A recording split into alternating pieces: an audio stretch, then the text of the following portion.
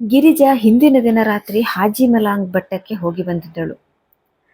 ಮಾರನೇ ದಿನ ಬೆಳಗ್ಗೆ ಎದ್ದು ಮುಖ ತೊಳೆದು ಸ್ಲಂನಲ್ಲಿ ಗೊತ್ತಿದ್ದವರಿಗೆಲ್ಲ ತಂದಿದ್ದ ಪ್ರಸಾದ ಹಂಚೋಕೆ ಕೂಗಿದಳು. ಆಮೇಲೆ ತಿಂಡಿ ತರಲು ಹೊರಟಳು. ಅಲ್ಲಿ ಸಿಗುವವರಿಗೆಲ್ಲ ಹಂಚಲು ಸ್ವಲ್ಪ ಪ್ರಸಾದ ಇಟ್ಟುಕೊಂಡಳು. ತಿಂಡಿ ತಿಂದು ಹಾಜಿ ಮಲಾಂಗ್ ಬೆಟ್ಟಕ್ಕೆ ಹೋಗಲು ಹಾಕಿಕೊಂಡಿದ್ದ ಬಟ್ಟೆಗಳನ್ನೆಲ್ಲ ಒಗೆದು ಸೋಪು ಹಚ್ಚಿಕೊಂಡು ನೊರೆ ಬರೋವರೆಗೂ ನಾರಿನಲ್ಲಿ ಮೈ ಉಜ್ಜಿಕೊಂಡು ಸ್ನಾನ ಮಾಡಬೇಕು ಅಂದುಕೊಂಡಳು. ಸಾಯಂಕಾಲ ಎಲೆ ಅಡಿಕೆ ಹಾಕಿಕೊಂಡು ದಂಧೆಗೆ ಹೋಗಿ ಹೆಚ್ಚಿಗೆ ಸಂಪಾದನೆ ಮಾಡಬೇಕು ಅಂದುಕೊಂಡ್ಳು. ಇನ್ನು ಆ ಹೊಸ ಹುಡುಗಿನ ತಲೆಗೆ ಹಚ್ಕೊಳ್ಳಲ್ಲ, ನಂಗೆ ಒಳ್ಳೇದಾಗ್ಲಿ, ನನ್ನ ಜೊತೆ ಪೈಪೋಟಿಗಿಳಿಯೋ ಆ ಹುಡುಗಿ ದಂಧೆ ಹಾಳಾಗ್ಲಿ ಅಂತ ಬಾಬಾನ ಹತ್ತಿರ ಕೇಳಿಕೊಂಡಿದ್ದಳು. ಎಲ್ಲ ಭಾರ ಅವನ ಮೇಲೆ ಹಾಕಿದ್ಮೇಲೆ ಆ ಬಾಬಾ ಬೆನ್ನಿಗಿದ್ಮೇಲೆ ನಾನು ಅಂದ್ಕೊಂಡಿದ್ದು ಆಗುತ್ತೆ ಅಂದುಕೊಂಡಿದ್ದಳು. ಎಷ್ಟೊಂದು ಜನ ಫಕೀರರು ಆಶೀರ್ವಾದ ಮಾಡಿದ್ದರು. ಒಬ್ಬರಿಗೆ 2 ದಿನಗಳ ಕಾಲ ಹೊಟ್ಟೆ ತುಂಬಾ ಊಟ ಹಾಕಿಸಿದಳು. ಕೈ ಬಿಚ್ಚಿ ದಾನ ಮಾಡಿದಳು. ಬಾಬಾ ಸಮಾಧಿಗೆ ಚಾದರ್ ಹೊದಿಸಿದಳು. ಮಾಡಬೇಕಾದ್ದನ್ನೆಲ್ಲ ಚಾಚೂ ತಪ್ಪದೆ ಭಕ್ತಿಯಿಂದ ಅಚ್ಚುಕಟ್ಟಾಗಿ ಮಾಡಿದಳು. ಅವಳು ತೋರಿದ ಭಕ್ತಿಗೆ ದಂಧೆಯಲ್ಲಿ ಖಂಡಿತ ಫಲ ಸಿಕ್ಕೇ ಸಿಗುತ್ತದೆ ಅಂದುಕೊಂಡಿದ್ದಳು. ಬಾಬಾನ ಬಗ್ಗೆ ಅವಳಿಗೆ ಅಂಥ ನಂಬಿಕೆ ಇತ್ತು. ಹಾಗಾಗಿ ಹಗೂರವಾದ ಹೆಜ್ಜೆ ಇಟ್ಟುಕೊಂಡು ನಗೆ ಮಿಂಚಿಸುತ್ತಾ ವಯ್ಯಾರವಾಗಿ ಮೆಟ್ಟಿಲಿಳಿದಳು. ಕಾಸಂ, ತಗ ಪ್ರಸಾದ ಎಂದು ಉತ್ಸಾಹದಿಂದ ಚೀರಿದಳು. ಗಿರಿಜಾಳಿಗೆ ಸಾಲ ಕೊಟ್ಟು ಸಾಕಾಗಿದ್ದ ಹೋಟೆಲಿನ ಮಾಲೀಕ ಎದ್ದು ಬರುವಂತೆ ಅವಳಿಗೆ ಸನ್ನೆ ಮಾಡಿದ. ಆದರೆ ಗಿರಿಜಾ ಚೇರು ಬಿಟ್ಟು ಮೇಲೇಳದೆ ಜೋರಾಗಿ ತಿಂಡಿಗೆ ಆರ್ಡರ್ ಮಾಡಿದಳು. ಇಂಥ ಉದಾಸೀನತೆ ನೋಡಿ ಸಾಕಾಗಿದ್ದ ಹೋಟೆಲ್ ಮಾಲೀಕ ಟೆಲಿಗ್ರಾಮ್ ಎಂದು ಕೋಪದಿಂದ ಕೂಗಿದ. ಚೇರ್ ತಳ್ಳಿ ದಡಬಡಿಸಿ ಎದ್ದು ಟೆಲಿಗ್ರಾಮ ಎಂದು ಗಿರಿಜಾ ಕೂಗಿದಳು. ಹೋಟೆಲಿನ ಮಾಲೀಕ ಸಾವಧಾನವಾಗಿ ಟೆಲಿಗ್ರಾಮ್ನಲ್ಲಿರುವುದನ್ನು ವಿವರಿಸಿದ. ಗಿರಿಜಾ ಗೋಳಾಡತೊಡಗಿದಳು. ಸಾಲ ಕೊಡು, ಹಳ್ಳಿಗೋಗ್ಬೇಕು ಎಂದು ಕಾಲು ಹಿಡಿದು ಬೇಡಿಕೊಂಡಳು. ಅವಳ ದುಃಖ ಮತ್ತು ಕಣ್ಣೀರಿಗೆ ಕ್ಯಾರೇ ಅನ್ನದೆ, ಈ ಟೆಲಿಗ್ರಾಮನ್ನು 2 ದಿನದಿಂದ ಇಟ್ಕೊಂಡಿದ್ದೀನಿ, ಕಸದ ಬುಟ್ಟಿಗೆ ಎಸೆಯಲಿಲ್ಲ. ಅದಲ್ಲದೆ ನಿನ್ನಂಥ ಹೆಂಗಸಿಗೆ ನನ್ನ ಅಡ್ರೆಸ್ ಬಳಸ್ಕೊಳ್ಳೋದಿಕ್ಕೆ ಕೊಟ್ಟಿದ್ದೀನಿ. ಇಷ್ಟು ಉಪಕಾರನೇ ಹೆಚ್ಚಾಯಿತು. ಹೋಗ್ತಾ ಇರೀಗ, ಈಗಾಗಲೇ ಕೊಟ್ಟಿರೋ ಸಾಲನೇ ಜಾಸ್ತಿ ಆಯಿತು ಎಂದ ಮಾಲೀಕ. ಇನ್ನು ಮಾತಾಡುವುದಕ್ಕೆ ಏನೂ ಉಳಿದಿಲ್ಲ ಎಂದು ಗಿರಿಜಾ ಹೊರಗಡೆ ಬಂದಳು. ಮೈಯಲ್ಲಿರುವ ಒಂದೊಂದು ಕಣವು ನೊಂದು ಹಣ್ಣಾದವು. ಹಾಗೆಯೇ ದಂಧೆಗೆ ಹೋಗೋಕೆ ತಯಾರಾದಳು. ಸೋಪು ನೊರೆ ಬರಿಸಿ ಮುಖ ಉಜ್ಜಿಕೊಂಡು ಕೊಳೆ ಆಗಿದ್ದ ಜಾಕೀಟಿನಲ್ಲೇ ಒರೆಸಿಕೊಂಡಳು. ಕನ್ನಡಿಯಲ್ಲಿ ಮುಖ ನೋಡಿಕೊಳ್ಳುವಾಗ ತಡೆದುಕೊಂಡಿದ್ದ ಕಣ್ಣೀರ ಕಟ್ಟೆ ಒಡೆಯಿತು. ಬಿಕ್ಕಿ ಬಿಕ್ಕಿ ಅತ್ತಳು. ಕೈಲಿದ್ದ ಕನ್ನಡಿ ಜಾರಿ ಬಿತ್ತು. ಮನಸ್ಸಿಗೆ ಸಮಾಧಾನ ಆಗುವ ತನಕ ಅತ್ತ ಮೇಲೆ ಅಲಂಕಾರ ಮಾಡಿಕೊಳ್ಳತೊಡಗಿದಳು. ಕೂದಲಿಗೆ ಎಣ್ಣೆ ಹಚ್ಚಿ ಬೈತಲೆ ತೆಗೆದು ಹಿಂದಕ್ಕೆ ಬಾಚಿ ಸಡಿಲವಾಗಿ ಗಂಟು ಹಾಕಿಕೊಂಡಳು. ಮುಂಗುರುಳೊಂದನ್ನು ಕೆನ್ನೆ ಮೇಲೆ ಬಿಟ್ಟುಕೊಂಡಳು. ಹಣೆ ಮೇಲೆ ಕುಂಕುಮವಿಟ್ಟುಕೊಂಡಳು. ರವಿಕೆ ಹಾಕಿಕೊಂಡು ಎದೆ ಉಬ್ಬುವಂತೆ ಬಿಗಿದಳು. ಸೀರೆ ಬಿಚ್ಚಿ ಉಲ್ಟಾ ಮಾಡಿ ಅಂಚಿ ಕಾಣುವ ಹಾಗೆ ಉಟ್ಟು ಬೆನ್ನು ಕಾಣುವ ಹಾಗೆ ಸೆರಗು ಹಾಕಿಕೊಂಡಳು. ಪಿರ್ರೆಗಳನ್ನು ಕುಣಿಸುತ್ತಾ ವಯ್ಯಾರವಾಗಿ ಗುಡಿಸಲಿನಿಂದ ಈಚೆ ಬಂದಳು. ಗಿಂಚುತ್ತಾ ಎಲೆ ಅಡಿಕೆ ಸಾಲ ತೆಗೆದುಕೊಂಡಳು. ಸುಣ್ಣ ಹಚ್ಚಿ ಚಕಚಕನೆ ಎಲೆ ಮಡಚುತ್ತಿದ್ದ ಬೆರಳುಗಳು ಯಾಕೋ ಎಂದು ನಡುಗುತ್ತಿದ್ದವು. ಎಲೆ ಅಡಿಕೆ ಹಾಕಿಕೊಳ್ಳಲು ಮನಸ್ಸಾಗದಿದ್ದರೂ ತುಟಿ ಕೆಂಪು ಮಾಡಿಕೊಳ್ಳಲು ಬಲವಂತವಾಗಿ ಬಾಯಿಗಿಟ್ಟು ಜಗಿದಳು. ಇವತ್ತು ಯಾಕೋ ತುಟಿ ಕೆಂಪಾಗಲಿಲ್ಲ, ಮುಖ ಬೆಳಗಲಿಲ್ಲ, ಮನಸ್ಸು ಹಗುರಾಗಲಿಲ್ಲ, ಸೊಗಸು ಚಿಮ್ಮಲಿಲ್ಲ, ಹೊಳಪು ಮೂಡಲಿಲ್ಲ. ಎದೆಯಲ್ಲಿ ಕೊರಗು ದುಃಖ ಉಕ್ಕುತ್ತಿತ್ತು. ತಡೆದುಕೊಂಡಷ್ಟು ಉಮ್ಮಳಿಸಿ ಬರುತ್ತಿತ್ತು. ಟೆಲಿಗ್ರಾಮ್ ಸುದ್ದಿ ಕೇಳಿದಾಗಿನಿಂದಲೂ ಮನಸ್ಸಾಗಿರಲಿಲ್ಲ. ಉಕ್ಕಿದ ಉತ್ಸಾಹವೆಲ್ಲ ಬತ್ತಿ ಹೋಯಿತು. ಸಂಕಟದಲ್ಲಿ ತತ್ತರಿಸುತ್ತಲೇ ಪಾರ್ಕಿನ ಕಡೆಗೆ ನಡೆದಳು. ಎಷ್ಟೋ ವರ್ಷಗಳಿಂದ ಇದೇ ಅವಳ ದಂಧೆ ಮಾಡುವ ಜಾಗವಾಗಿತ್ತು. ಇವತ್ತು ಯಾರೂ ಪರಿಚಯದವರು ಕಾಣಿಸಲಿಲ್ಲ. ತುಟಿ ಸ್ವಲ್ಪ ಮಿಂಚಲೆಂದು ಒಣಗಿಕೊಂಡಿದ್ದ ಬಾಯೊಳಗಿದ್ದ ಎಲೆ ಅಡಿಕೆ ಜಗಿದಳು. ನಲ್ಲಿ ಹತ್ತಿರ ಹೋಗಿ ಸಂಕಟವೆಲ್ಲ ಹರಿತು ಹೋಗಲೆನ್ನುವಂತೆ ಮುಖಕ್ಕೆ ನೀರೆರಚಿಕೊಂಡಳು. ಅಳಬೇಕೆನಿಸಿದರೂ ನುಂಗಿಕೊಂಡಳು. ಕಂಡ ಗಂಡಸರನ್ನು ನೋಡಿ ನಕ್ಕಳು. ದಂಧೆಯಲ್ಲಿ ಗಂಡಸರನ್ನು ಸೆಳೆಯುವ ಆಡುವ ಆಟವನ್ನೆಲ್ಲ ಆಡಿದಳು. ಯಾವ ಗಂಡಸೂ ಅವಳ ಹತ್ತಿರ ಬರಲಿಲ್ಲ. ಅವಳ ರೇಟು ಎಷ್ಟೆಂದು ಯಾವನೂ ಕೇಳಲಿಲ್ಲ. ಕಾಲ ಸರಿಯುತ್ತಿತ್ತು. ಗಂಡಸರು ಸರಿದು ಹೋಗು ಅನ್ನುತ್ತಿದ್ದರು. ಅವಳ ಸಂಕಟವನ್ನು ಯಾರೂ ಕಣ್ಣೆತ್ತಿ ನೋಡಲಿಲ್ಲ. ಹಗಲು ಅನ್ನೋ ಸೆರೆಯೊಳಗೆ ಗಂಡಸರು ತನ್ನನ್ನು ಕೂಡಿ ಹಾಕಿದ್ದಾರೆ ಅನ್ನಿಸುತ್ತಿತ್ತು ಅವಳಿಗೆ. ಆಗ ಅವನು ಕಣ್ಣಿಗೆ ಬಿದ್ದ. ಆ ಮುದುಕಿ ಜೊತೆ ಮಾತನಾಡುತ್ತಿದ್ದವನು ಇವಳನ್ನು ನೋಡಿ ಇವಳೆಡೆಗೆ ಬಂದ. ಅವನು ಹತ್ತಿರ ಬರುತ್ತಿದ್ದಂತೆ ಅವಳೆದೆ ಜೋರಾಗಿ ಬಡಿದುಕೊಂಡು ಮೈ ಬೆವರಿತು. ಒಟ್ಟಿಗಿರುವಾಗ ಅವನು ನಡೆಸುತ್ತಿದ್ದ ಅತ್ಯಾಚಾರದ ನೆನಪು ಚೇಳಿನ ಹಾಗೆ ಕುಟುಕಿತು. ಈಗ ಅವನು ಹತ್ತಿರಕ್ಕೆ ಬಂದಿದ್ದ. ಅವನೇನಾದ್ರೂ ಮಾತಾಡಿಸಿದ್ರೆ ಬೇಡ ಅನ್ನಕ್ಕಾಗಲ್ಲ. ಅವನ ಜೊತೆ ಹೋಗ್ಲೇಬೇಕು. ಅವನು ಕೇಳಿದ್ನೆಲ್ಲ ಮಾಡಲೇಬೇಕು.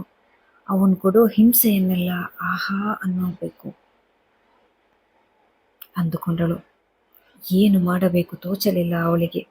ಅವನ ಹಿಡಿತದಿಂದ ತಪ್ಪಿಸಿಕೊಳ್ಳುವುದು ಹೇಗೆಂದು ತಿಳಿಯಲಿಲ್ಲ. ಭಯದಲ್ಲಿ ತತ್ತರಿಸಿ ಹೋದಳು. ಅವಳ ಹತ್ತಿರ ಬಂದ ಅವನು ಅವಳನ್ನು ದಾಟಿ ಮುಂದೆ ಹೋದ. ಹೋಗಿ ಹೋಗಿ ಮರೆಯಾದ. ಅವಳ ನಡುಕ ನಿಂತಿತು. ಅವಳ ಕಣ್ಣ ಮುಂದೆಯೇ ಬಿಳಿ ಶರಟು ತೊಟ್ಟಿದ್ದ ಅವನ ಬೆನ್ನು ಕಪ್ಪಾಯಿತು. ಕಣ್ಣು ಕತ್ತಲೆ ಬಂದು ಎಷ್ಟೋ ಹೊತ್ತು ಅವಳು ಸುಮ್ಮನೆ ನಿಂತಿದ್ದಳು. ಎಚ್ಚರವಾದಾಗ ಅಯ್ಯೋ, 2 ಮಾತಾದ್ರೂ ಆಡ್ಬೋದಾಗಿತ್ತು. ನಕ್ಕಾರು ನಗ್ಬೋದಾಗಿತ್ತಲ್ಲ. ಸಿಗಾಕೊಂಡಿದ್ರೆ ಮಗನ್ನ ನೋಡಕ ಬೇಗನೆ ಹೋಗ್ಬೋದಾಗಿತ್ತಲ್ಲ ಎನಿಸಿ ಮುಂದೆ ಹೋದರೂ ದನಿ ಗಂಟಲಿಂದ ಹೊರಡಲಿಲ್ಲ. ಅವನು ಮಾಡಿದ ಅತ್ಯಾಚಾರ ದೆವ್ವದಂತೆ ದಿಗಿಲು ಹುಟ್ಟಿಸಿತು. ತಿರುಗಿ ಮುದುಕಿಯ ಹತ್ತಿರಕ್ಕೆ ಓಡಿದ್ಲು. ಏ ಮುದುಕಿ ಮುಂಡೆ, ಯಾವ ಹುಡುಗಿರ್ನೂ ಅವನ ಹತ್ರ ಕಳಿಸ್ಬೇಡ. ಯಾಕೆ ಕಳಿಸ್ಬಾರ್ದು? ಗಿರಿಜಾಳ ಮುಖವನ್ನೂ ನೋಡದೆ ಮುದುಕಿ ಕೇಳಿದಳು. ನಾನು ಹೇಳ್ತಿದ್ದೀನಿ ಅದಕ್ಕೆ ಅಂತ ಗಿರಿಜಾ ಸಿಟ್ಟಿನಿಂದ ಕೂಗಿದಳು. ಗಿರಿಜಾಳ ಕಕ್ಕುಲಾತಿಗೆ ಕ್ಯಾರೇ ಅನ್ನದ ಮುದುಕಿ, ನಿನ್ ಕೆಲಸ ನೋಡ್ಕೋ ಹೋಗು ಎಂದಳು. ಸಿಟ್ಟಿನಲ್ಲಿ ಕುದಿಯುತ್ತಾ ಒಳಗೊಳಗೆ ಗೊಣಗಿಕೊಂಡು ಗಿರಿಜಾ ಮರದಡ ಹೋಗಿ ಕುಕ್ಕರಿಸಿದಳು. ಸಾಯಂಕಾಲ ಮರದ ನೆರಳು ಉದ್ದವಾಗಿತ್ತು. ನೆಲದೊಂದಿಗೆ ಸಿಟ್ಟಿಗೆದ್ದ ಮರದ ನೆರಳು ಅದರಿಂದ ದೂರಕ್ಕೆ ಓಡುತ್ತಿತ್ತು. ಬಿಡುವುದುಂಟೆ ಎಂದು ನೆಲ ಪಟ್ಟು ಹಿಡಿದಿತ್ತು. ಅಲ್ಲಿ ಆ ಮರದ ಅಡಿ ಕುಳಿತಿದ್ದ ಗಿರಿಜಾಳ ಹೊಟ್ಟೆಯನ್ನು ಹಸಿವು ಹಿಂಡುತ್ತಿತ್ತು. ನೆರಳಿನ ಹಾಗೆ ಮನಸ್ಸು ಮೂಕವಾಗಿದ್ದರೂ ಓಡಲು ಹವಣಿಸುತ್ತಿತ್ತು. ಗಿರಿಜಾ! ಸದ್ದು ಕೇಳಿ ಎದ್ದು ಕುಳಿತಳು. ಎದುರಲ್ಲಿ ನಾರಾಯಣ ಶೆಟ್ಟಿ.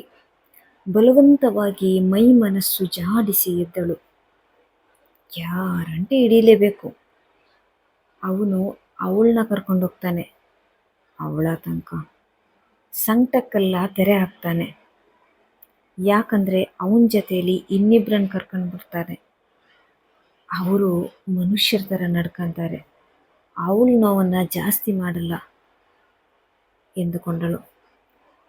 ಹಾಗೆಂದು ತೀರ್ಮಾನಿಸಿ ನಾರಾಯಣ್ ಥರದ ಗಿರಾಕಿ ಬಿಡಬಾರ್ದು, ನೋವನ್ನ ಹೆಚ್ಚಿಗೆ ಮಾಡಬಾರ್ದು, ಅಳಬಾರ್ದು ಅಂದುಕೊಂಡು ಒಂದು ಕ್ಷಣದಲ್ಲಿ ಸಗನ್ಬಾಹು ಲಾವಣಿಯಲ್ಲಿ ಬರುವ ಸುಂದರಿ ತನ್ನನ್ನು ತಾನೇ ನೋಡಿಕೊಂಡು ಬೀಗುವ ಹಾಗೆ ಬೀಗತೊಡಗಿದಳು.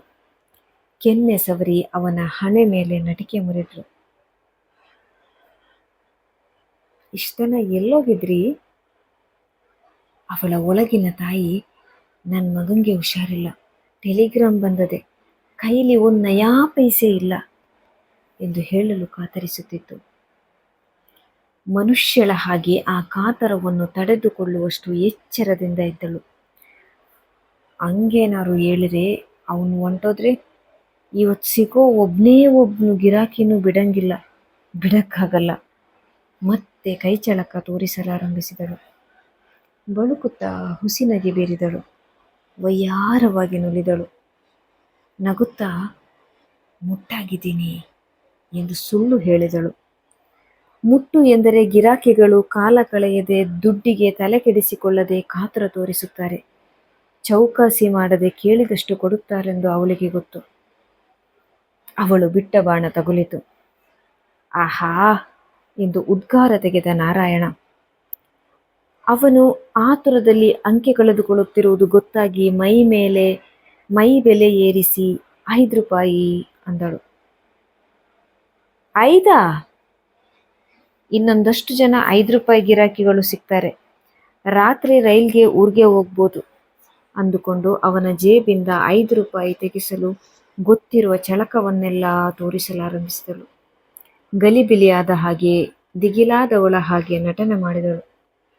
ನಾಚುತ್ತಾ ಮೆಲ್ಲಗೆ, ನೀವೇ ಮೊದಲನೆಯವರು ಇಷ್ಟು ದಿನ ಆದ್ಮೇಲೆ ಎನ್ನುತ್ತಾ ಕಾತುರ ತೋರಿಸಿದಳು. ಮೈ ಕುಗ್ಗಿಸಿದಳು. ಮುತ್ತಿಟ್ಟು ಅವಳನ್ನು ಎತ್ತಿ ಹಿಡಿದು ನಿಜಾನಾ ಅಂತ ಕೇಳಿದ.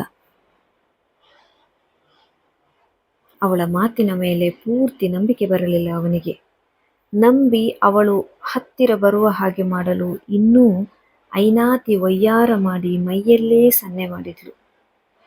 ಮನಸ್ಸಿಗೆ ಸಮಾಧಾನವಾಗದಿದ್ದರೂ ಖುಷಿಯಾಯಿತು. ದಂಧೆಯ ಚಾಲಾಕಿತನ ಚೆನ್ನಾಗಿ ತೋರಿಸಿ ಅವನನ್ನು ಹತ್ತಿರ ಮಾಡಿಕೊಂಡಳು. ದಂಧೆಯಲ್ಲಿ ಎಷ್ಟೋ ಜನರನ್ನು ನೋಡಿದ ಅವಳು, ಇವತ್ತು 3-4 ಗಿರಾಕಿ ಗ್ಯಾರಂಟಿ ಅಂದುಕೊಂಡಳು. ಆದರೆ ಎಷ್ಟೋ ಹೊತ್ತು ಕಾದರೂ ಯಾರೂ ಬರಲಿಲ್ಲ. ಕಾಲ ಕಳೆಯುತ್ತಲೇ ಇತ್ತು. ಅವಳ ಹಸಿವು ಹೆಚ್ಚಾಯಿತು. ದುಃಖ ಉಕ್ಕುತ್ತಿತ್ತು. ಇವತ್ತಿನ ದಿನ ಎಂತಹ ನಿರ್ದಯಿ ಅನ್ನಿಸಿ ಅವಳಿಗೆ ಅಳಬೇಕೆನಿಸಿತು. ಸಿಟ್ಟು ಉಕ್ಕೇರುತ್ತಿತ್ತು. ಕೈ ಚೆಲ್ಲಿಕೊಂಡು ಪಾರ್ಕಿನಿಂದ ಹೊರಗೆ ಬಂದಳು. ಬಿರುಗಾಳಿಯ ಎದುರಿನ ದೀಪದ ಹಾಗಾಗಿತ್ತು ಅವಳ ಮನಸ್ಸು. ನಾರಾಯಣ ಶೆಟ್ಟಿ ಕಂಡು ಸ್ವಲ್ಪ ಸಮಾಧಾನ ಮಾಡಿಕೊಳ್ಳಬೇಕೆಂದುಕೊಂಡಳು. ಕಾಲ ಕೈ ಮೀರ್ತಿತ್ತು. ಯಾರು ಸಿಗ್ಲಿ, ಎಷ್ಟಾದರೂ ಕೊಡಲಿ, 12 ಗಂಟೆ ಹೊತ್ತಿಗೆ ಮುಗಿಬೇಕು ಅಂದುಕೊಂಡು ಪಾರ್ಕಿನ ಹತ್ತಿರ ಮತ್ತೆ ಹೊರಟಳು.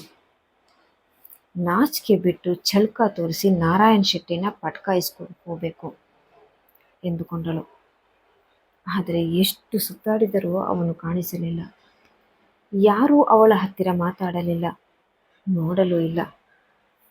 ಜಿಂಕೆ ಪಾರ್ಕಿನ ಹತ್ತಿರ ಕಾಲಹರಣ ಮಾಡುತ್ತಿದ್ದ ಸತಾರದ 2 ಪೈಲ್ವಾನರ ಕಡೆಗೆ ವಯ್ಯಾರದ ನೋಟ ಬೀರಿ ಅದೇನಾದರೂ ಪರಿಣಾಮ ಬೀರಿತಾ ಎಂದು ತಿರುಗಿ ನೋಡಿದಳು. ಬೆನ್ನಿನ ಚಂದ ತೋರಿಸಲು ಸೆರಗು ತೆಗೆದು ಬೆವರು ಒರೆಸಿಕೊಂಡು ಗಾಳಿ ಹಾಕಿಕೊಂಡಳು. ಅವಳ ಮುದಿಸೂಳೆ ನಮ್ಮ ಜೊತೆಲಿ ವಯ್ಯಾರ ಮಾಡೋದು ನೋಡು ಎಂದು ನಕ್ಕು ಉಗಿದು ಮುಂದೆ ಹೋದರು ಅವರು. ಅವಮಾನವಾಗಿ ಸಿಟ್ಟು ಬಂದು ದಾರಿ ಕಾಣದೆ ಸೋತು ದುಃಖದಲ್ಲಿ ಯಮಯಾತನೆ ಅನುಭವಿಸಿಕೊಂಡು ತನ್ನ ನತದೃಷ್ಟಕ್ಕೆ ಸಂಕಟ ಪಡುತ್ತಾ ಹಸಿವಿನಲ್ಲಿ ಬಾಧೆ ಪಡುತ್ತಾ ಹುಚ್ಚು ಹಿಡಿಯುವಂತಿರುವಾಗ ಅವಳನ್ನೇ ನೋಡುತ್ತಿದ್ದ ಕನ್ನಡಕದವನಿಗೆ ಸನ್ನೆ ಮಾಡಿದಳು. ರೇಟಿಷ್ಟು ಎಂದು ಅವನು ಕೇಳಿದ.